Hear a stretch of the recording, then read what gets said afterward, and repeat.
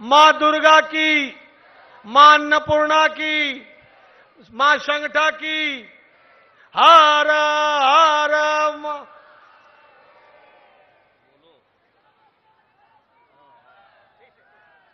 बोलेंगे।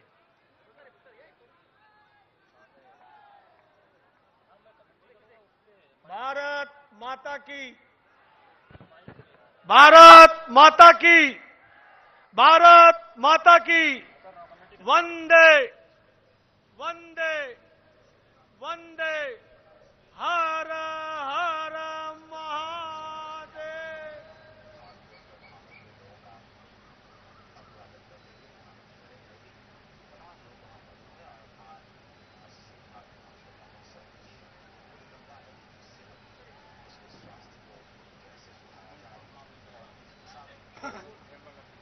बिल्कुल इस वक्त आप देख रहे हैं सीधी तस्वीरें। प्रधानमंत्री नरेंद्र मोदी पहुंच चुके हैं यहाँ पर गंगा नदी के घाट के किनारे वाराणसी में, और वहाँ पर जो है सीधे गंगा नदी के तट की ओर प्रधानमंत्री नरेंद्र मोदी जा रहे हैं, जहाँ पर नाविकों से वो मुलाकात करेंगे। और ई नाव जो 11 ई नाव की आज यहाँ शुरुआत होने जा रही है, जिसको पीएम मोदी खुद जो है 11 नाविकों को वितरित करेंगे।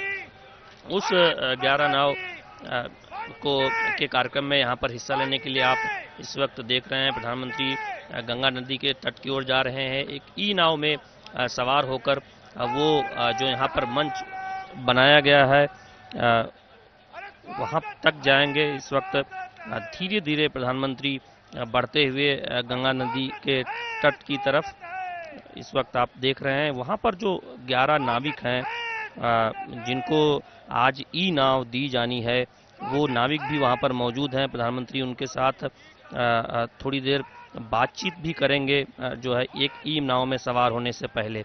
ये एक बहुत बड़ा मौका है, खास तौर पर वाराणसी में जो तमाम जो नाविक हैं जो नाव चलाते हैं और उसके सहारे अपनी रोजी रोटी गुजर बसर करते हैं, चूँकि एक बहुत बड़ा मुद्दा रहा है कि जो है ध्वनि प्रदूषण होता है और साथ ही साथ डीजल के चलते जो है एक धुआं जो होता है उसके चलते जो है पर्यावरण को नुकसान पहुंचता है गंगा नदी के किनारे। लिहाजा इस वक्त आप देख रहे हैं कि जो नाविक हैं उनसे जो है प्रधानमंत्री नरेंद्र मोदी बातचीत कर रहे हैं। तो ई नाव की अगर हम बात करें, ये ई नाव की जो पहल की जा रही है, दरअसल पुरानी जो नावें हैं, जिन नाविकों ने अपनी सहमति जताई कि उनकी नाव को ई नाव में बदला जाए, सोलर पैनल से जो बैटरी इसमें लगी हुई है उस बैटरी को चार्ज किया जाएगा और एक बार चार्ज होने के बाद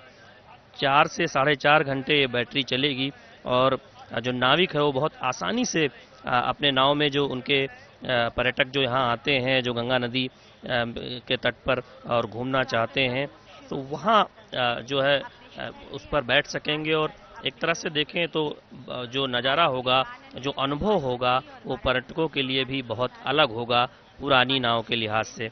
इसके लिए जो नाविक हैं उनको भी देखें एक खास सहूलियत होगी इस बात को लेकर, चूँकि प्रति घंटा खर्चा जो है वो बहुत कम आता है। इस वक्त आप जो तस्वीरें देख पा रहे हैं ये सीधी तस्वीरें हैं जहां प्रधानमंत्री नरेंद्र मोदी नाविकों से मुलाकात कर रहे हैं, उनसे कुशल क्षेम जान रहे हैं और यहाँ ये जो नई पहल की जा रही है उस बारे में बातचीत की जा रही है। हम जानते हैं कि ये जो अस्सी घाट और उसके आसपास का घाट है, अगर आप पिछले 1.5-2 सालों में देखें तो यहाँ की जो सूरत है वो पूरी तरह बदल चुकी है।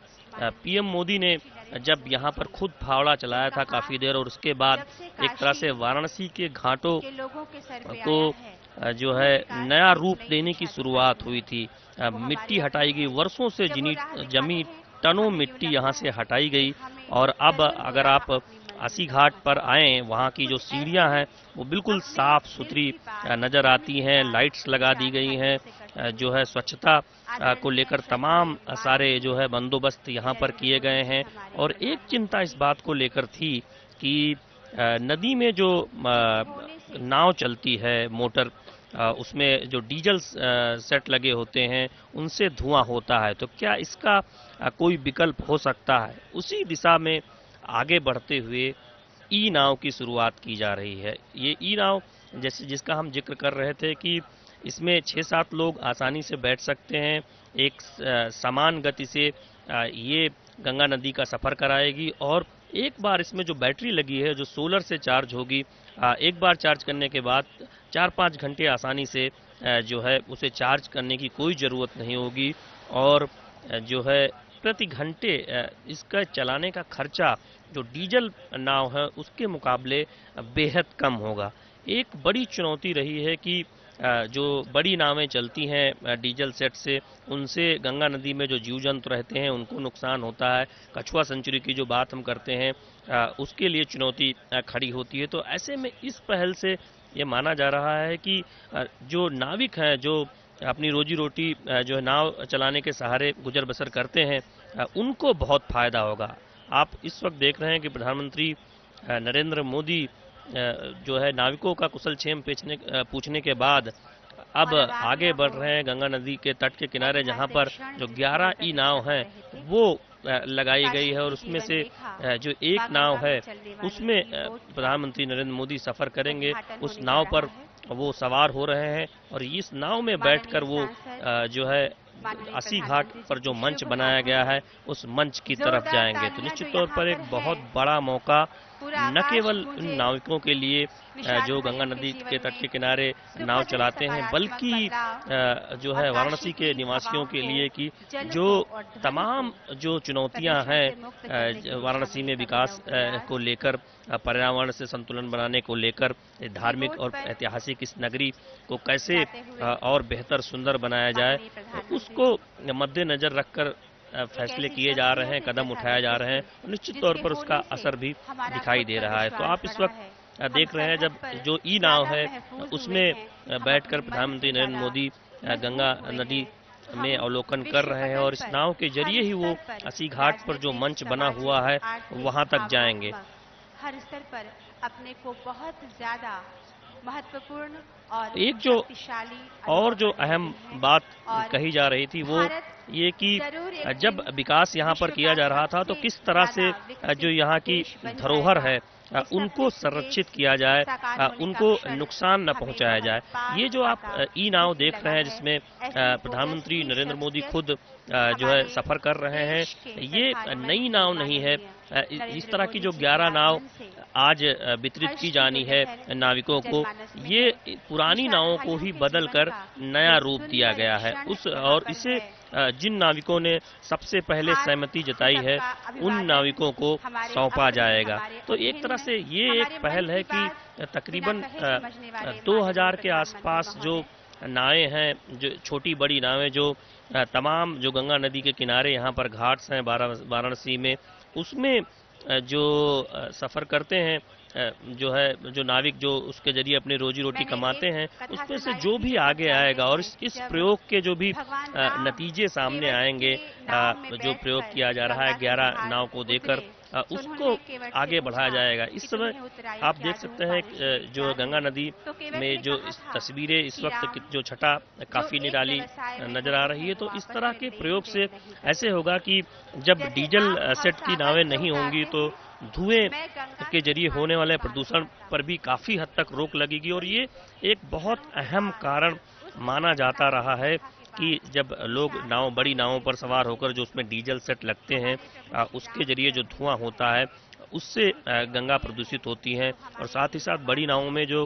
बड़े कटर लगे होते हैं उनसे जीव जंतुओं को भी नुकसान होता है। तो ये एक बहुत बड़ी पहल है इस तरह का प्रयोग, जिससे कि जो है विकास में पर्यावरण का पूरा ध्यान रखा जाए। जो गंगा सफाई का अभियान चल रहा है उसमें भी इस पहल से बहुत मदद मिलने की उम्मीद है। और साथ ही साथ अगर इस प्रयोग को तेजी से आगे बढ़ाया जा सका तो न केवल वाराणसी के घाट बल्कि जो विभिन्न नदियों के किनारे जो नाव चलाते हैं नाविक, वहाँ धीरे धीरे इस पहल को आगे बढ़ाया जा सकेगा। और ये कह सकते हैं कि बड़ी संख्या में जो नाविक हैं उन्हें जो अपने रोजगार को और बेहतर तरीके से जो है जीवन यापन का मौका मिलेगा, क्योंकि इस नाव पर जो बैठने का अनुभव है वो किसी भी जो है पर्यटक के लिए या किसी भी के लिए काफ़ी अलहदा है। आप अगर पुरानी जो परंपरागत नावें हैं उसमें धुआं होता है, काफ़ी वो आवाज़ करती हैं, और एक जो आप जब नदी में सफ़र करना चाहते हैं, नदी के तट से गंगा नदी का अवलोकन करना चाहते हैं, तो उसमें ध्वनि प्रदूषण की वजह से थोड़ी दिक्कत आती है और वायु प्रदूषण की वजह से थोड़ा असहज महसूस करते हैं यात्री। लेकिन इस नाव में ऐसा बिल्कुल नहीं है। पूरी तरह से शांत माहौल में आप नज़ारा देख सकते हैं, लुत्फ उठा सकते हैं, और एक समान चाल से जो है ये नाव चलती है जो है। और गंगा में जब मैंने इससे पहले कुछ नाविकों से बात की थी, तो उनके लिए सबसे बड़ी खुशी की बात ये थी कि वो अपने जो है नाव में बैठने वाले पर्यटकों को वाराणसी के ऐतिहासिक पौराणिक महत्व के बारे में ज़्यादा बेहतर तरीके से बता पाएंगे, क्योंकि ये नावें हैं ऐसी हैं जिसमें किसी तरह का कोई ध्वनि प्रदूषण नहीं है। तो इस वक्त आप ये जो नज़ारा देख रहे हैं, शानदार दृश्य गंगा नदी में जो है ई नाव पर इस वक्त प्रधानमंत्री नरेंद्र मोदी बैठे हुए हैं, और इसके बाद वो सीधे इसी नाव से 80 घाट पर जाएंगे और वहां पर जो मंच बना है वहां तक जाएंगे। इससे पहले प्रधानमंत्री नरेंद्र मोदी ने जो नाविक हैं, जो कई नाविक यहां पर थे, उनसे मुलाकात की, कुशल क्षेम पूछा।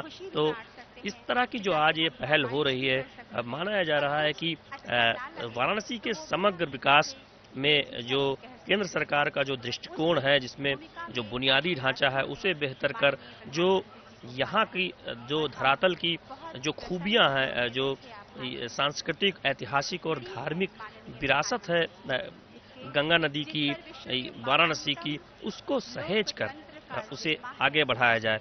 इस वक्त आप देख रहे हैं कि इस नाव में जो नाविक बैठा हुआ है वो जो है जो यहाँ के बारे में इस जो है एक पूरी जानकारी दे रहा है। तो निश्चित तौर पर इस तरह आप ये समझ सकते हैं कि कोई भी जब इन नावों में सफ़र करेगा तो वो जब देश के दूर दराज के इलाके से आएगा या फिर दुनिया के किसी भी हिस्से से, तो वाराणसी की संस्कृति, वाराणसी के महत्व, वाराणसी के धार्मिक ऐतिहासिक महत्व को नाविक के जरिए जानने में उसे बेहद आसानी होगी। क्योंकि जो पुरानी नावें हैं, जो परंपरागत मोटर से चलने वाली नावें हैं, उसमें जो है इतनी ध्वनि होती है कि बहुत मुश्किल होती है नाविक के लिए कि वो अपने यात्रियों को, जो पर्यटन के लिए यहाँ पर आए हुए हैं, धार्मिक यात्रा के लिए यहाँ पर आए हुए हैं, उनको जो है यहाँ के इतिहास के बारे में, गंगा नदी के महत्व के बारे में, या फिर जो भी जानकारी जो है उस नाव में बैठने वाला व्यक्ति चाहता है वो दे पाए। लिहाजा इस नाव में अगर आप देखें तो इस नाव में बहुत सुविधा होगी नाविक के लिए भी कि वो अपने यात्रियों को सारी जानकारी दे पाए। इस नाव को जो डिजाइन किया गया है वो भी जो है वाराणसी और जो है बनारस की संस्कृति और यहाँ के जो ऐतिहासिक पौराणिक महत्व है उसको पूरी तरह से ध्यान में रखते हुए इस नाव को डिजाइन किया गया। और साथ ही साथ जो शुरू में जिन नाविकों ने इस नाव अपनी पुरानी नाव को ई नाव में बदलने को लेकर रजामंदी जाहिर की, ऐसे 11 नाविकों को ये नाव दी जाएगी। अब आप देख रहे हैं कि गंगा नदी में इस ई नाव पर सफर जो है पूरा करने वाले हैं प्रधानमंत्री नरेंद्र मोदी, और धीरे धीरे वो 80 घाट की ओर आगे बढ़ रहे हैं। और वहां पर जो है इस वक्त इसी ई नाव से उतरकर सीधे मंच पर जाएंगे। सांसद हमारे मित्र श्री नरेंद्र मोदी जी का नमन, मां गंगा के जल को। एक जो और बहुत अहम बात ये है इस नाव के जरिए, चूंकि ये नाव अभी थोड़ी छोटी है और अगर कोई जो है एक ग्रुप में यात्रा करना चाहता है, 5-6 लोग चाहते हैं कि वो जो है एक नाव में बैठकर गंगा नदी का सफ़र करें, तो उनके लिए बेहद आसानी होगी कि वो अपने परिवार के साथ या फिर जो है अपने कुछ समूह के लोगों के साथ जो है नाव में सफ़र करें और उन्हें जो है एक तरह से एकांत भी मिल पाएगा। इस वक्त आप देख रहे हैं ये सीधी तस्वीरें जब प्रधानमंत्री नरेंद्र मोदी कुशलक्षेम पूछ रहे हैं जो है नाविक का जिसके साथ उन्होंने जो है इस नाव में बैठकर सफ़र किया और अब प्रधानमंत्री नरेंद्र मोदी सीधे आगे बढ़ रहे हैं जो है मंच की ओर वो जाएंगे नाविकों से मुलाकात के बाद और वहां पर प्रधानमंत्री नरेंद्र मोदी इस कार्यक्रम के दौरान जो है वाराणसी की जनता को यहाँ जो लोग आए हुए हैं उनको संबोधित भी करेंगे। हम अगर देखें इससे पहले जब प्रधानमंत्री नरेंद्र मोदी अस्सी घाट आए थे और उस वक्त जब उन्होंने फावड़ा चलाया था अस्सी घाट पर यहाँ वर्षों से मिट्टी जमा थी और सीढ़ियां दिखाई नहीं देती थी।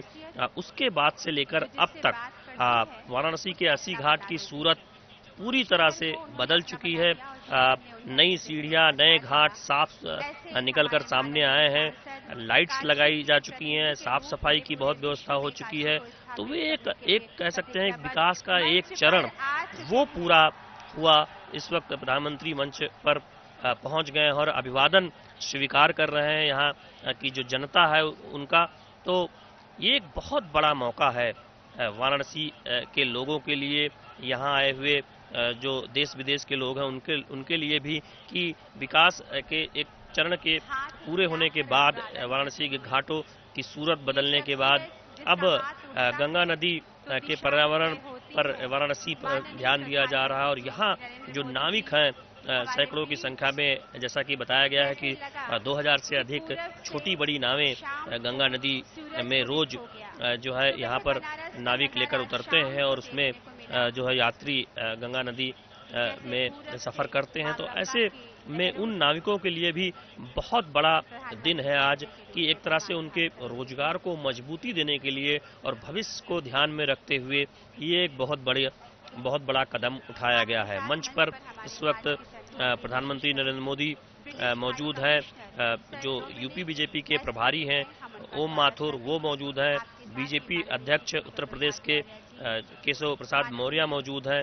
ये दरअसल इस मंच पर जो है जानते हैं कुछ देर बाद प्रधानमंत्री नरेंद्र मोदी एक संबोधन भी करेंगे। कुल मिलाकर तकरीबन जो है ये कह सकते हैं कि जो ई नाव वितरित करने का जो कार्यक्रम है उस कार्यक्रम को आगे बढ़ाया जाएगा। और अहम बात यह है कि जब आप देख रहे हैं इस वक्त सीधी तस्वीरें, स्मृति चिन्ह और अंग वस्त्रम उत्तरीय जो स्नेह का एक आवरण होता है। ई नाव के इस वितरण कार्यक्रम में जब हमने इससे पहले इस उम्मीद में कि इस दुशाले की जो गर्मी है, जो हरारत है, वो हमारे संबंधों में बनी रहेगी। माननीय प्रधानमंत्री जी हमारे समक्ष हैं।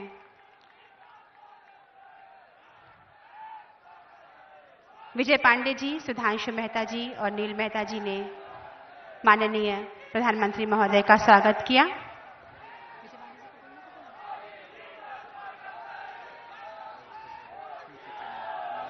खाक भी जिस जमी की पारस है, खाक भी जिस जमी की पारस है, शहर मशहूर वो बनारस है। और उस बनारस के सांसद, हमारे अभिभावक, हमारे मित्र, विश्व के महान लोकतंत्र के प्रधानमंत्री, जननायक श्री नरेंद्र मोदी जी हमारे सामने विराजमान हैं।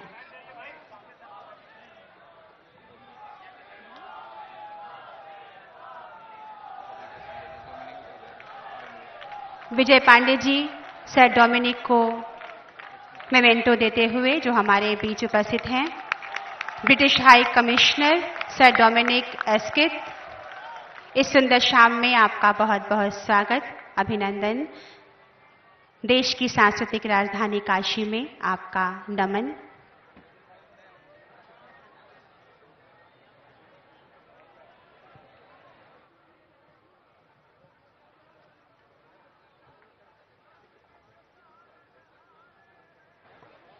और अब मैं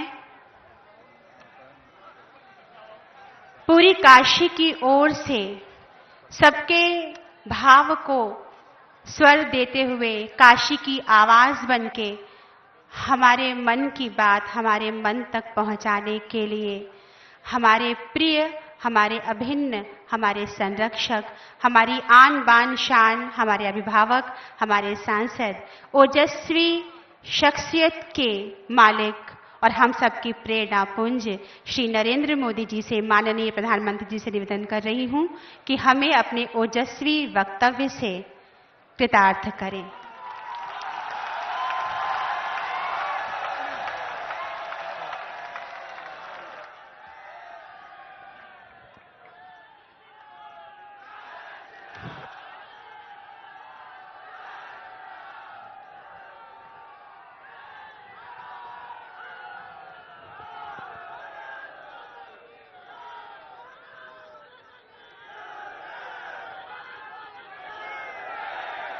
हर हर महादेव।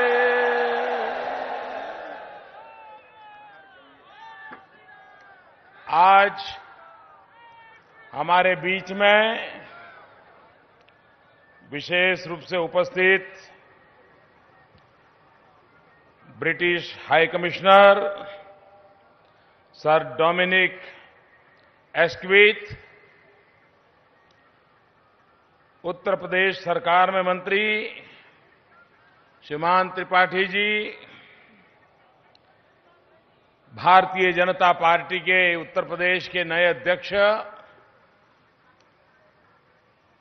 नौजवान जुझारू नेता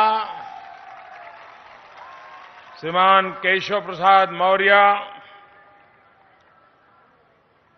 हमारे पड़ोस के सांसद श्रीमान रामचंद्र निषाद जी, वाराणसी के मेयर श्री, भारतीय जनता पार्टी के वरिष्ठ नेता श्रीमान ओम माथुर जी, बीएमसी के एमडी विजय जी, यहां के विधायक श्रीमान रविंद्र जायसवाल जी,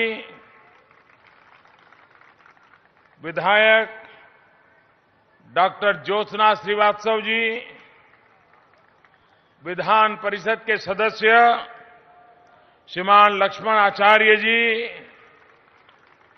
श्रीमान हनुमंत रावत जी और विशाल संख्या में पधारे हुए काशी के मेरे प्यारे भाइयों और बहनों,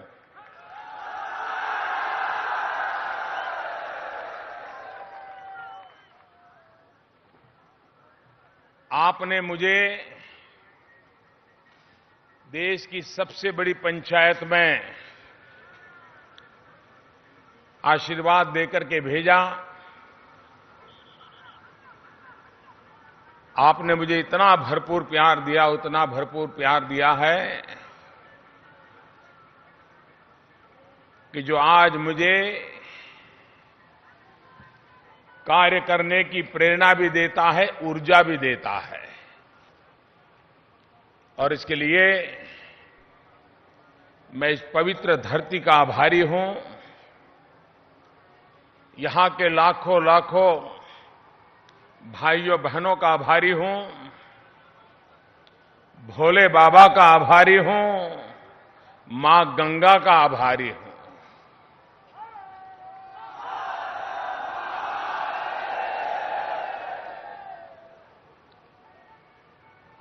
आज मैं सुबह बलिया में था,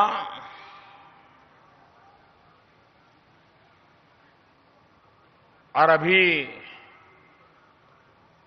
काशी में अनेकविध कार्यक्रम करता करता आप सबके बीच पहुंचा हूं।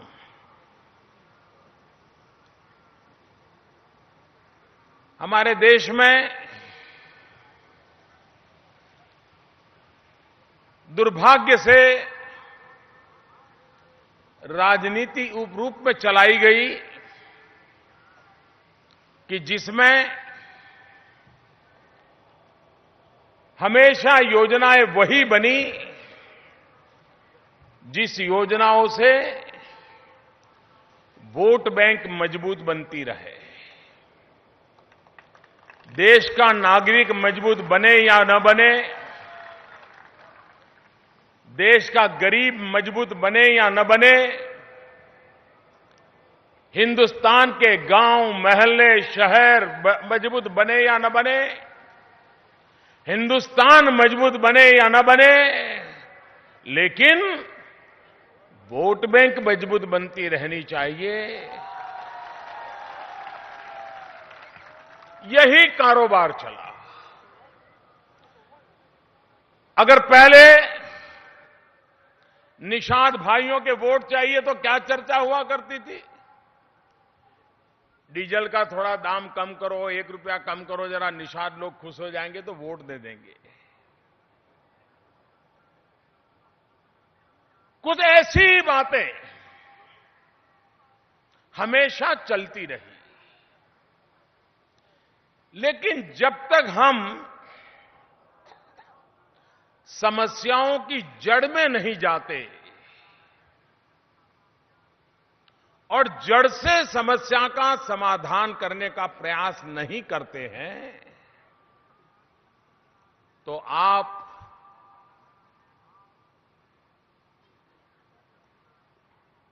चुनाव लड़ते जाएंगे, चुनाव जीतते जाएंगे, लेकिन मेरा गरीब और गरीब बनता जाएगा और मुसीबत झेलता जाएगा।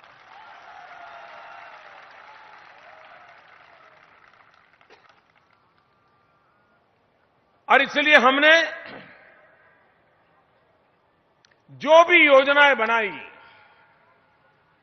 वो योजनाएं गरीब को वो ताकत देती है ताकि गरीब स्वयं गरीबी के खिलाफ लड़ाई लड़ने के लिए हिम्मत रखें, गरीब खुद ही अपनी गरीबाई को खत्म करे, गरीब खुद ही गरीबी को परास्त करके विजयी होकर के निकले। उस दिशा में हम काम कर रहे हैं।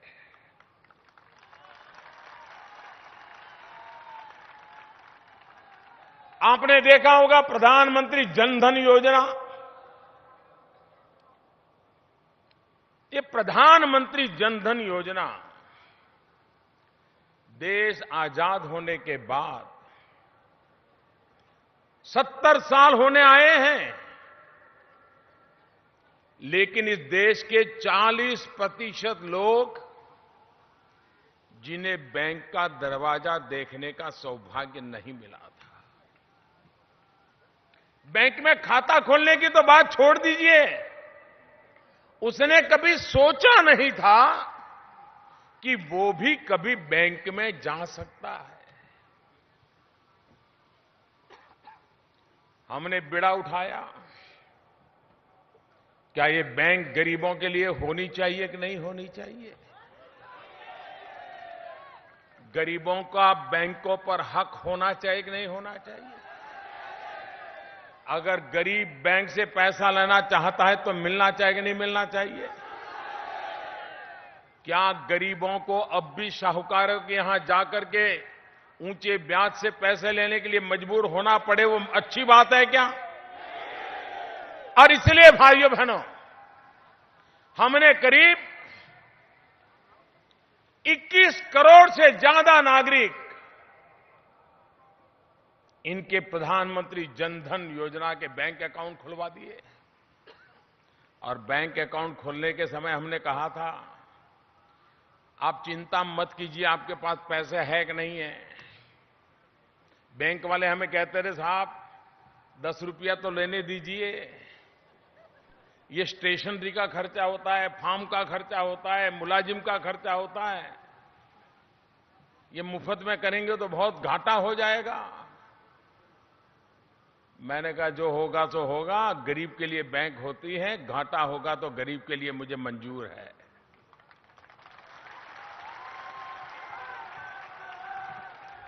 मैंने गरीबों के लिए कहा कि जीरो बैलेंस से बैंक अकाउंट खुलेगा, जीरो बैलेंस से, जीरो बैलेंस से बैंक अकाउंट खुलेगा और धन्यवाद, धन्यवाद भैया, धन्यवाद। उसका प्यार इतना बढ़ गया।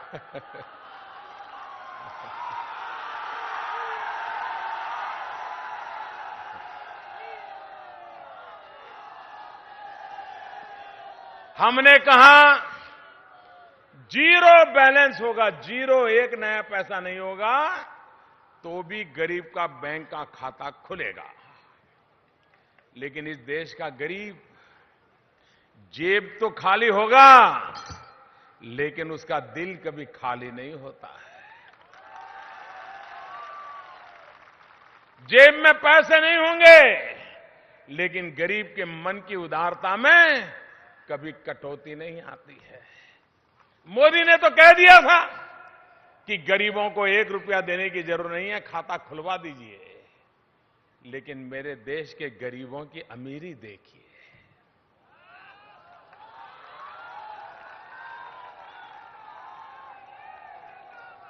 अमीरों की गरीबी तो बहुत देखी, कभी गरीबों की अमीरी भी तो देखा करिए।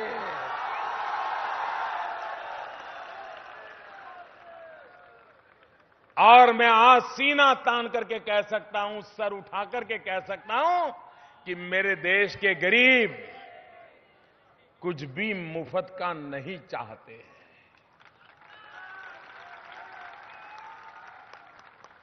जीरो बैलेंस से अकाउंट खुलना था, लेकिन मेरे देश के गरीबों ने 35,000 करोड़ रुपया बैंकों में जमा कराया। 35,000 करोड़ रुपया।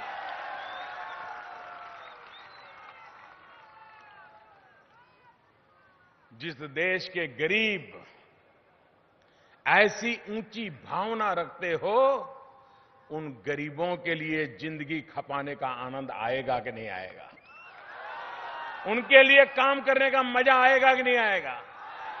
ऐसे गरीबों के लिए काम करे तो जीवन में संतोष मिलेगा कि नहीं मिलेगा?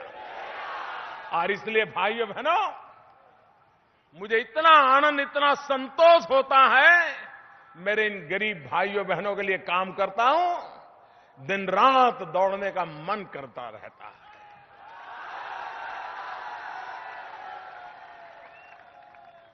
हमने प्रधानमंत्री जनधन योजना में जो बैंक खाता खोलेगा, लेकिन वो पड़ा रहने देना नहीं है। भले 5 रुपया तो 5 रुपया, जाना है, डालना है, निकालना है, डालना है, निकालना है, वो बैंक वाला मेहनत करेगा, करने दो। आप आदत डालो, बैंक में जाने की आदत डालो। बैंक वालों को भूलने मत दो, उनको भूलने मत दो। उनको याद रखना चाहिए कि ये देश गरीबों के लिए है, ये सरकार गरीबों के लिए है, ये बैंक भी गरीबों के लिए है। लेकिन अगर आप बैंक में जाना ही मन कर दोगे तो वो तो भूल जाएगा। तो मेरी देश के सभी गरीबों से प्रार्थना है कि आपने जनधन अकाउंट खोला है, लेकिन महीने में 1-2 बार बैंक में जाया करो। 5-10 रुपया, 15 रुपया रखते चलो, कभी जरूरत पड़े तो निकालते चलो। बैंक में आप काम लेना सीखो। और अगर वो किया तो सरकार ने, गरीब अगर बैंक में खाता खोलता है तो उसका 2 लाख रुपए का बीमा लिया है मैंने। 2 लाख रुपए का बीमा। अगर उसके परिवार में कुछ हो गया तो 2 लाख रुपया उसको तुरंत पहुंच जाएगा। ये व्यवस्था की है भाइयों। लेकिन ये तब होगा अगर हमारा गरीब बैंक में रेगुलर खाता चालू रखेगा। एक बार खोला, रखा, छोड़ दिया तो ये फायदा नहीं मिलेगा। और इसलिए मैं आपका प्रतिनिधि हूं, सांसद के नाते आपने मुझे बिठाया है। मैं चाहता हूं मेरे बनारस में इसका सबसे ज्यादा फायदा लोग ले।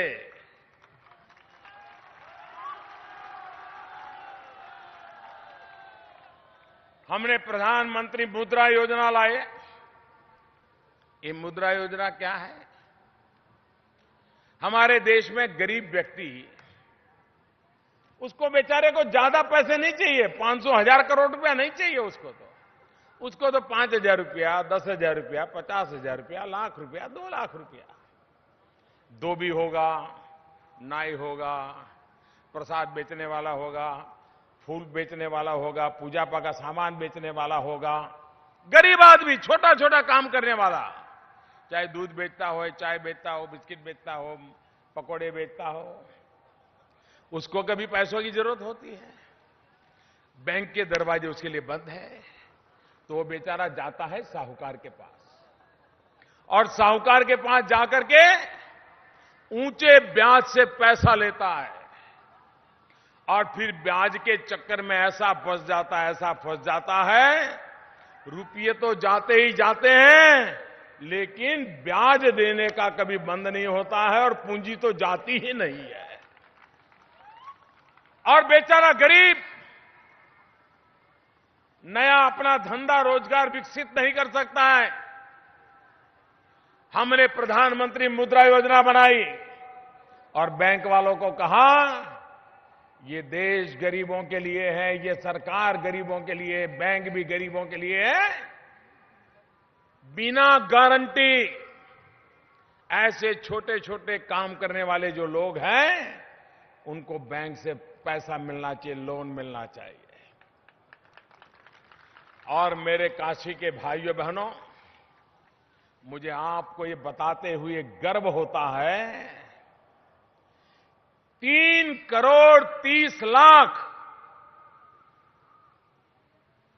उससे भी ज्यादा लोगों को करीब करीब 1.25 करोड़ रुपया से ज्यादा दे दिया गया। कोई गारंटी के बिना दे दिया गया, और उसने अपने कारोबार को बढ़ा दिया। एक रिक्शा थी तो 2 रिक्शा ले आया, एक टैक्सी थी तो 2 टैक्सी ले आया, एक नौकर रखता था तो 2 नौकर ला लिया, एक अखबार बेचता था तो 4 अखबार बेचना शुरू कर दिया, 10 घरों में दूध देता था तो 20 घरों में दूध पहुंचाने लग गया। उसका कारोबार वो बढ़ाने लग गया। देश की इस आर्थिक काम में 60% से ज्यादा 60% से ज्यादा ये पैसे लाने वाले कौन है? जिसको बैंक का पैसा मिला है, दलित है, आदिवासी है, ओबीसी है, पिछड़ी जाति के लोग हैं, और उसमें भी 22% महिलाएं हैं जिनको बैंकों ने लाखों रुपया दिया है। और मैंने बैंक वालों को पूछा, मैंने कहा भाई क्या अनुभव है? नहीं, बोले साहब ये लोग समय पर आकर के ब्याज दे जा रहे हैं, समय पर आकर के अपना हफ्ता दे जा रहे हैं, कभी उनको पूछना ही नहीं पड़ता है। मैंने कहा यही तो ईमानदार लोग हैं, उनके पर भरोसा कीजिए, देश आगे बढ़ जाएगा।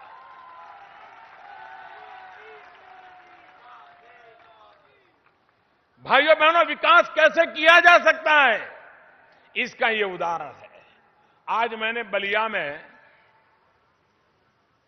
रसोई गैस गरीबों को देने की योजना का प्रारंभ किया। आपको मालूम है, हमारे देश में रसोई गैस है तो अड़ोस पड़ोस के लोगों को दिखाते हैं, देखो मेरे घर में रसोई गैस है। और जो केरोसिन से खाना पकाते हैं या मिट्टी के तेल से पकाते हैं या लकड़ी से पकाते हैं, उनके मन में रहता है इसके घर में तो रसोई का सिलेंडर आ गया, मेरे घर में कब आएगा। और बेचारे गरीब लोग, सामान्य लोग एक गैस का कनेक्शन लेने के लिए नेताओं के पीछे पीछे दौड़ते हैं। अरे साहब कुछ करो ना, एक आध किसी को बता दो ना, मुझे गैस का कनेक्शन मिल जाए। यही चलता है कि नहीं चलता है? यही चला है कि नहीं चला है? अरे एक जमाना था, ज्यादा दूर की बात नहीं कर रहा हूं, कुछ ही साल पहले एमपी को 25 रसोई गैस की कूपन मिलती थी। 25, एक साल में 25। और वो एमपी के घर लोग सुबह आते थे, साहब एक कूपन दे दो ना, मुझे गैस का कनेक्शन लेना है। बेटे की शादी होने वाली है, बहू शहर से आने वाली है, अगर गैस नहीं होगा तो शादी अटक जाएगी, एक कनेक्शन दे दो। ऐसे दिन थे। और ये नेता लोग कल आना, परसों आना, अगली बार देखेंगे, अभी खत्म हो गया। यही होता था कि नहीं होता था? यही होता था कि नहीं होता था? भाइयों बहनों, और एमपी भी 25 गैस के कनेक्शन दिए तो बड़ा खुश हो जाता था, उसको लगता वाह वाह वाह क्या काम कर दिया है। भाइयों बहनों, वो भी एक सरकार थी जो 25 कनेक्शन के लिए बहुत बड़ा काम मानती थी, और ये भी एक सरकार है। आपने बनाई हुई सरकार है ये, काशी वालों ने बिठाई हुई सरकार है ये। वो क्या कहते हैं, वो 25 कनेक्शन का काम देते थे। हमने निर्णय कर लिया 3 साल में 5 करोड़ परिवार को गैस का कनेक्शन दे देंगे।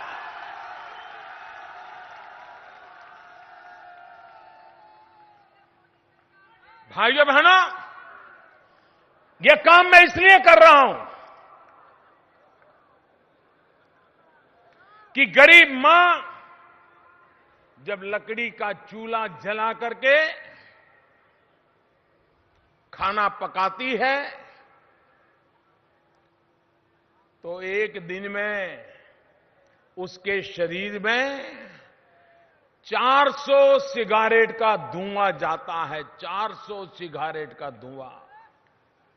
मुझे बताइए, डॉक्टर कहते हैं 2 सिगरेट पियोगे तो भी कैंसर हो जाएगा, कहते कि नहीं कहते हैं? सिगरेट बंद करने के लिए डॉक्टर कहते कि नहीं कहते हैं? इन मेरी गरीब माताओं का क्या होता होगा? क्या इन गरीब माताओं को मरने देना चाहिए? उनको बीमार होने देना चाहिए? उनके बच्चों को बीमार होने देना चाहिए? उनको इस मुसीबत से बाहर निकालना चाहिए कि नहीं निकालना चाहिए? अमीरों के लिए तो बहुत सरकारें आके चली गई, अमीरों को देने वाली सरकारें बहुत आके गई। ये सरकार गरीबों को देने के लिए आई है।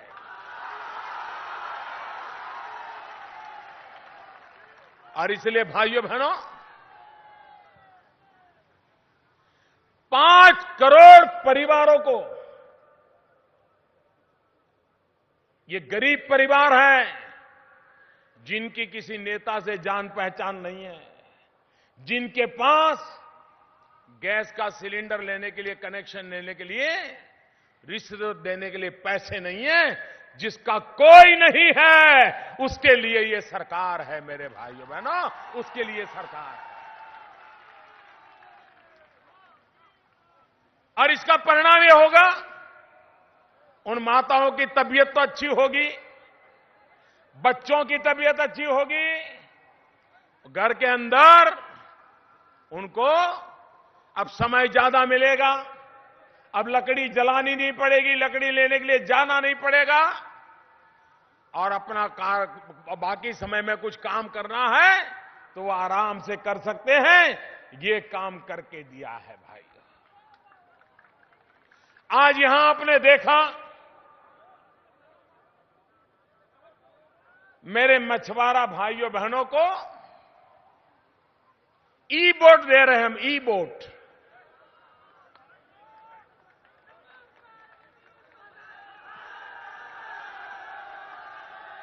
पहले चुनाव आता था तो मछुआरों को कितना डीजल देंगे, कितने में डीजल देंगे, इसी की बातें हुआ करती थी। मेरे भाइयों बहनों, आज उसको इस संकट से हम बाहर कर रहे हैं, उसको उस मुसीबत से मुक्ति दिला रहे हैं, और हम ई बोट देना शुरू कर रहे हैं।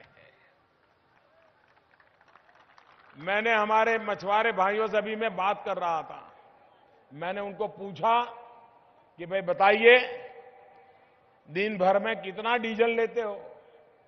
उसने कहा साहब, एक दिन में करीब 10 लीटर डीजल लग जाता है और 5-6 घंटे सवारी करते हैं, और उसका खर्चा करीब होता है 500 रुपया। एक दिन का डीजल का खर्चा होता है 500 रुपया, और उसके कारण बोट में ऐसी आवाज आती है वो टूरिस्ट बेचारा उसी से तंग हो जाता है, उसको लगता है जल्दी उतर जाए तो अच्छा होगा।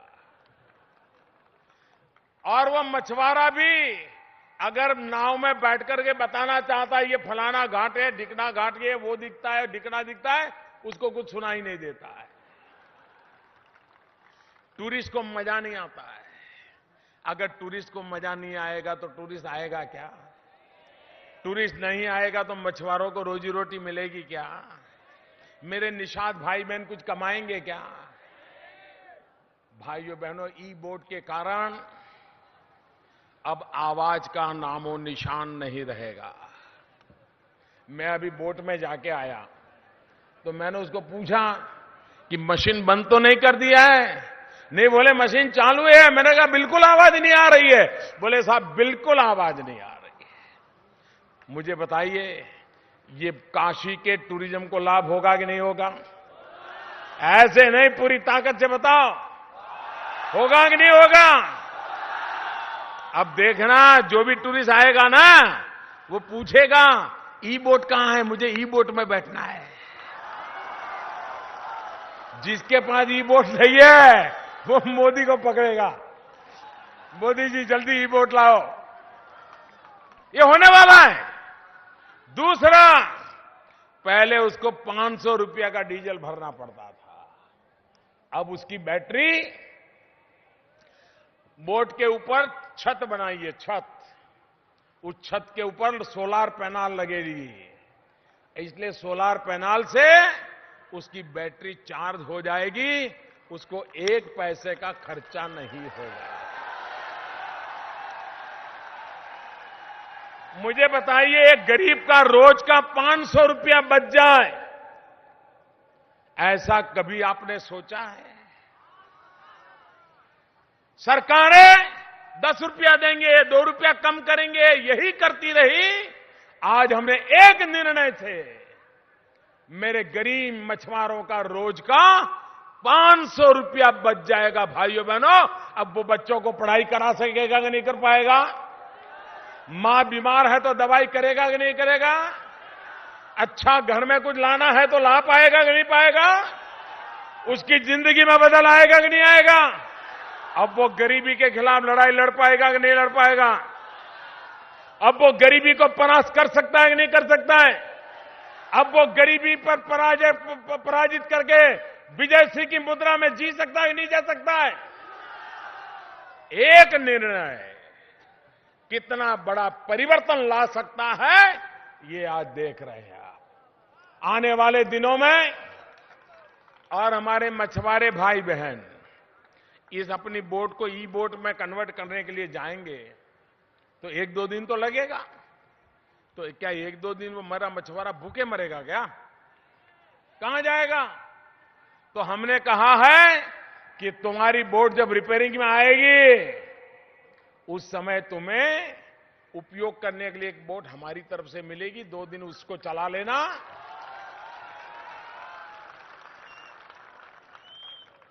गरीब मछुआरे की जिंदगी में कैसे बदलाव लाया जा सकता है, मैंने आज उनको समझाया। मैंने कहा बोट में हम एक चार्जर भी लगाएंगे, मोबाइल फोन का चार्जर। तो जो टूरिस्ट बैठेगा उसको अगर अपना मोबाइल फोन चार्ज करना है तो उसको नाव में ही हो जाएगा। यहां बैठेगा उतरेगा तो उसका वो खुश हो जाएगा। आज मोबाइल फोन का बैटरी चला गया तो जैसे जिंदगी चली गई, जैसे हार्ट बंद हो जाता है ऐसा हो जाता है इंसान को।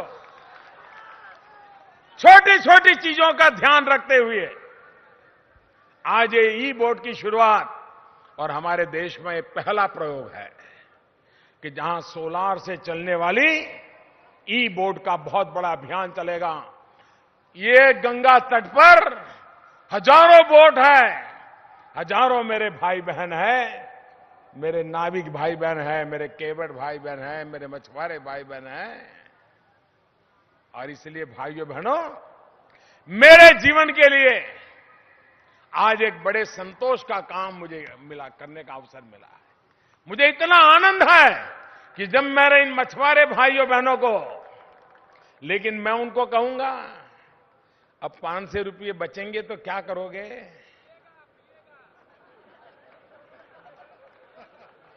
सबको मालूम है क्या करेगा। वो नहीं करना है।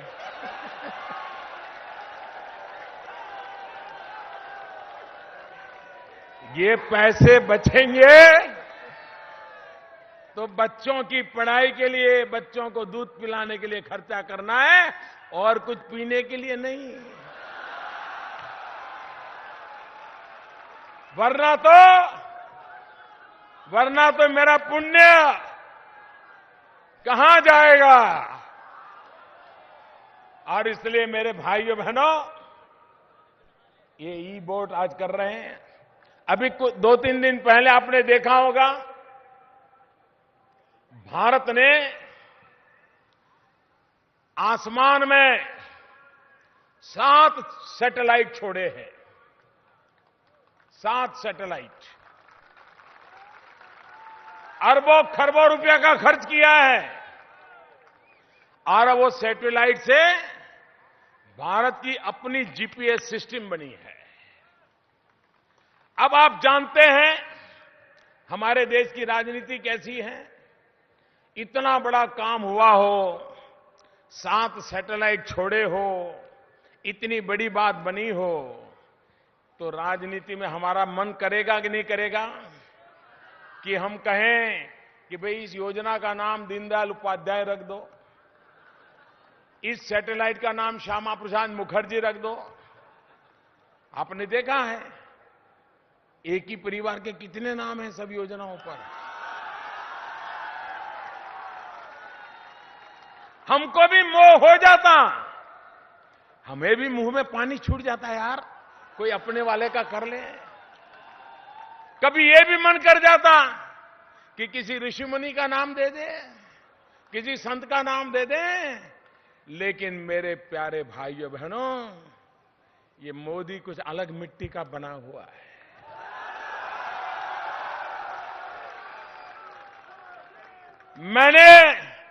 मैंने मेरे किसी नेता के नाम पर इस योजना को नहीं रखा, न मेरे किसी परिवारजन के नाम पर नहीं रखा। मैंने इस योजना का नाम दिया नाविक।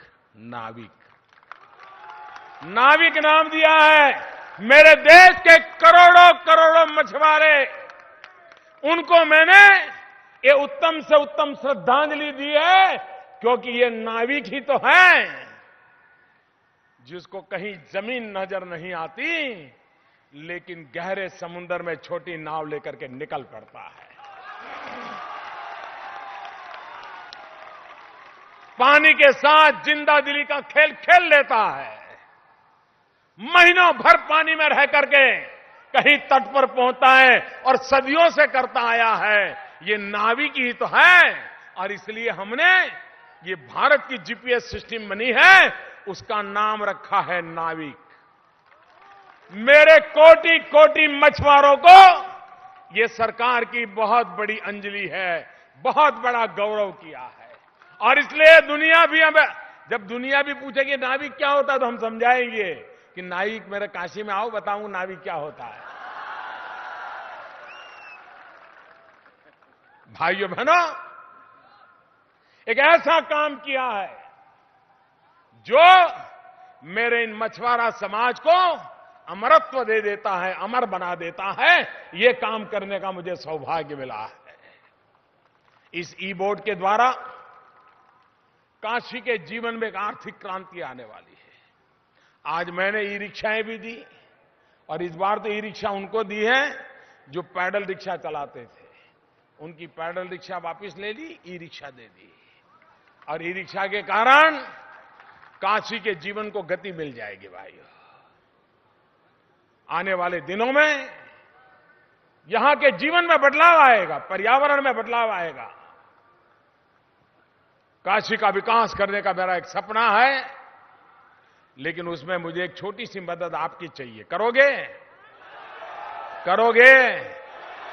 कहते तो हो, बाद में नहीं करते हो। अच्छा, इस बार पक्का? उधर से आवाज नहीं आ रही है। पक्का? पक्का? एक छोटा काम, सफाई, स्वच्छता। अब मेरा काशी गंदा नहीं होना चाहिए।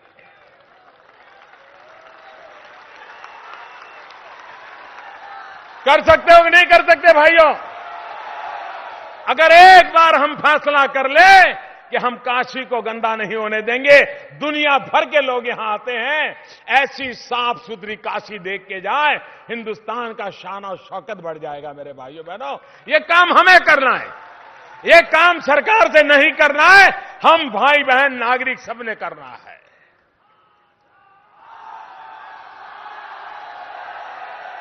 अब हर हर महादेव कह दिया तो हो जाएगा।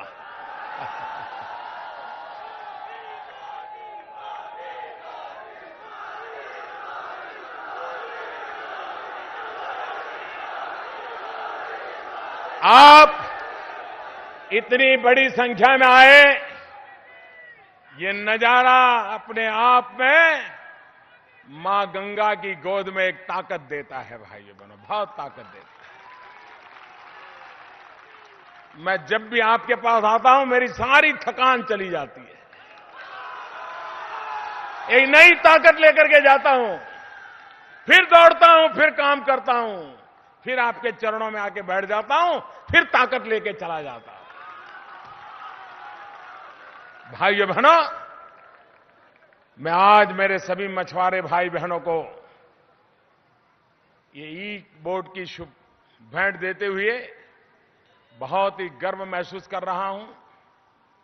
लेकिन मेरी अपेक्षा है, पैसे बहुत बचने वाले हैं, इन पैसों का उपयोग बच्चों के लिए करना, इन पैसों का उपयोग बच्चों की पढ़ाई के लिए करना। देखिए, गरीबी से लड़ने का यही रास्ता है। हमें जो गरीबी मिली, हम विरासत में अपने बच्चों को गरीबी नहीं देंगे, ये तो हर मां बाप का संकल्प होना चाहिए। भाइयों बहनों, मैं आपका बहुत आभारी हूं और मैं इस योजना को बहुत आगे बढ़ाने के लिए देखते ही देखते सभी नाव हमारी ई बोट बन जाए और नाविक अब तो आसमान से हमारा मार्गदर्शन करता रहेगा। हर पल हमारे मोबाइल फोन पे हमें हमारा नाविक दिखेगा, उसको लेके आगे बढ़े। बहुत बहुत धन्यवाद।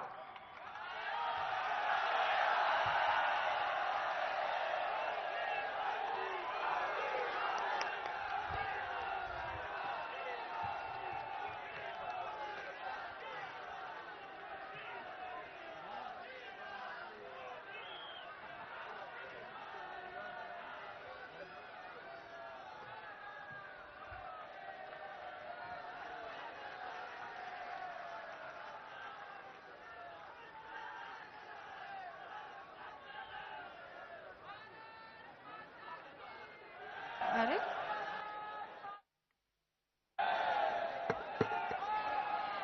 जब हम चलें तो साया भी अपना न साथ दे, जब हम चलें तो साया भी अपना न साथ दे, जब तुम चलो जमीन चले आसमां चले।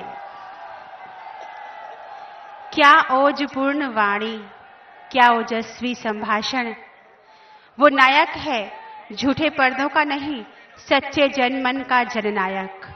वो करता है सुहानी बातें, बेमन की झूठ वाली नहीं, मन के गहरे सच वाली मन की बात। वो अमीरों की गरीबी में जीने वाले अभिशप्त युग में गरीबों की अमीरी न सिर्फ देख सकता है, बल्कि उसकी जय जयकार भी कर सकता है।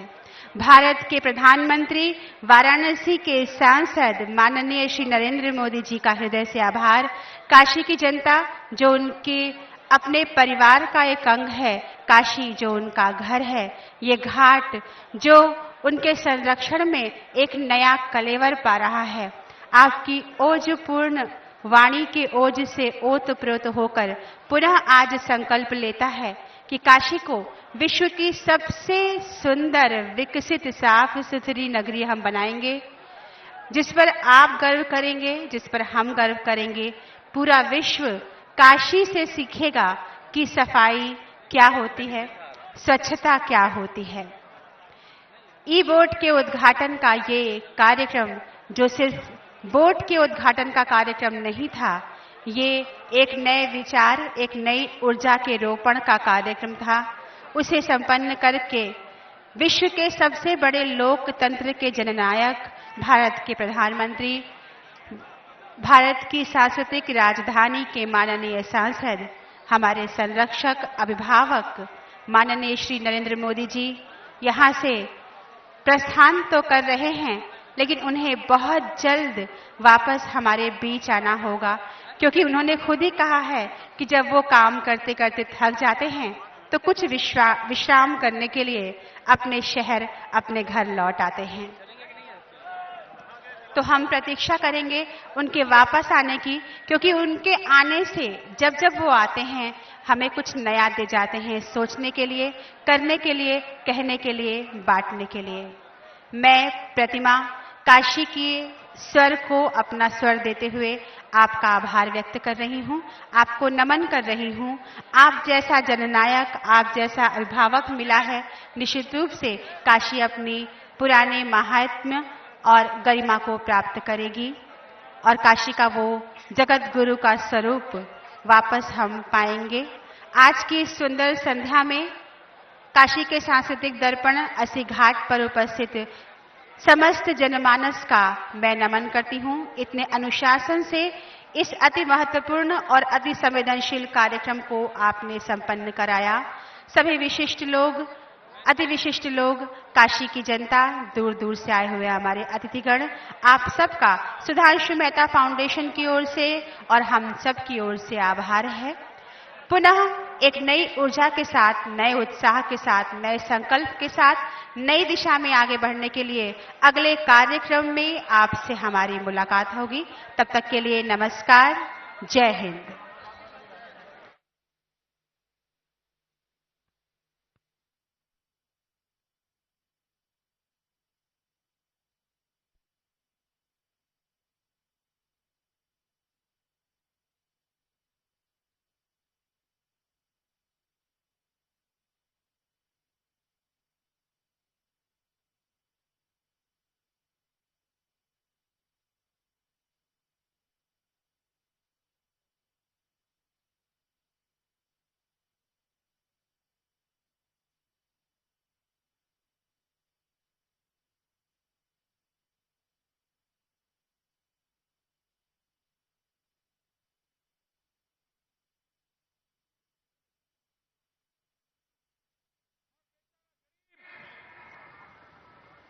नया अपना धंधा रोजगार विकसित नहीं कर सकता है।